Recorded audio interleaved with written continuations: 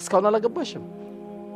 አላህ ለፈለገው ሴት ልጅ ይሰጣል፣ ለፈለገው ወንድ ልጅ ይሰጣል፣ ለፈለገው መንታውን ይሰጣል፣ ለፈለገው ደግሞ አላህ ይጠብቀንና መሃን ያደርገዋል። ነገሮች ያሉት በእኛ እጅ አይደል። ባላሰብነው ሂደት ቀላል ብለን የተናገርናቸው ንግግሮች ትልቅ ስብራት ሰዎች ላይ ያደርሳሉ። ከየትኛውም አይነት ደግሞ ስብራት እንድንጠበቅ የሚገርም መልእክት አሽረፈል ኸልቅ ነገረውናል ሰለዋቱላሂ ወሰላሙ ዐለይህ።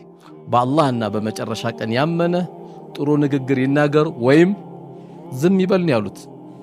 ሳናውቅ በብዙ ማህበራዊ ነገሮች ላይ ስንገባ ከምናያቸው የሚያሳዝን ነገር አላገባሽም ብለን እናስጨንቃታለን።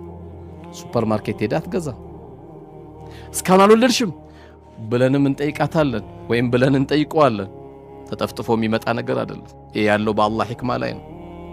በማይመለከተን ነገር በገባን ቁጥር እነዛ ሰዎች ትልቅ ስብራት ነው የምናደርስባቸው።